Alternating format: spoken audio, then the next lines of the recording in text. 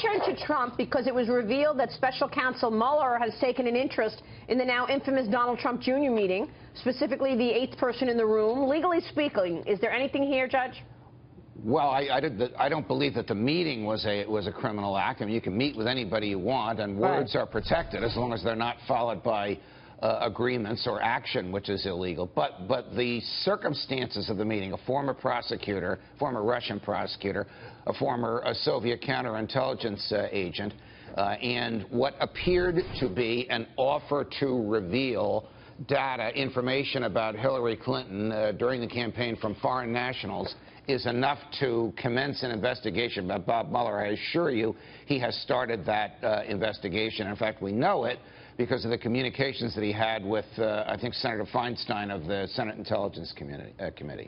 But Judge, I think yesterday, you mentioned on Fox about the fact that Donald Trump Jr., if there would be an exchange of information, would it be a crime? I think you said yes. I just don't see the crime there. I think when you look at the district court ruling on what constitutes a solicitation, it's very restricted in terms of either a direct campaign contribution to a foreign government or from a foreign government or for express advocacy. It's very clear in the law, and it actually restricts the Federal Election Commission. So my question to you then is, I mean, I don't see the crime. Do you see the crime? Not in the meeting, no. There certainly was no criminal behavior in talking to these people because speech is protected.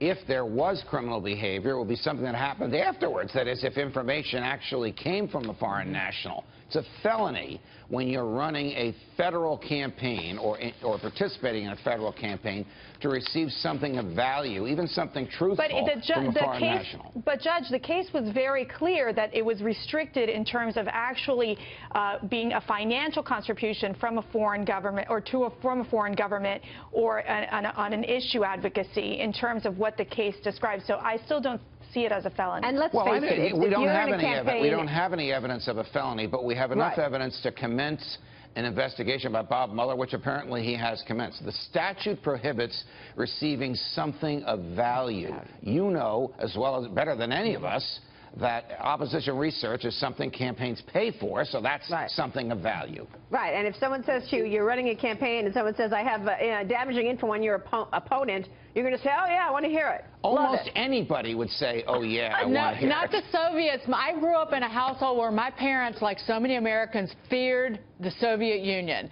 And they knew better. If Boris and Natasha called on the phone and wanted a meeting, you say, no. I'm sure that if this happened tomorrow, they'd at least run it past campaign counsel who would say, stay away from these people. So the problem here is that they put themselves in a position where they could have committed a felony. We don't know that anything existed, but they put themselves in that position, and that says something about the judgment, at least, of Don Jr. Meanwhile, go on that woman's website. That triggers the Bob Mueller involvement. And I was going to say, go on the judge's, the lawyer's Facebook page, and it's like free Melania, anti-Trump. I mean, it's like she wasn't working for Trump. Well, she's working against Trump. Fusion GPS, a very controversial organization that was involved in the dossier. And she worked with the Democrats on that. So it just doesn't smell fishy business. Stay away from the Russians. Judge, thank you. Pleasure, guys. Enjoy your time in D.C.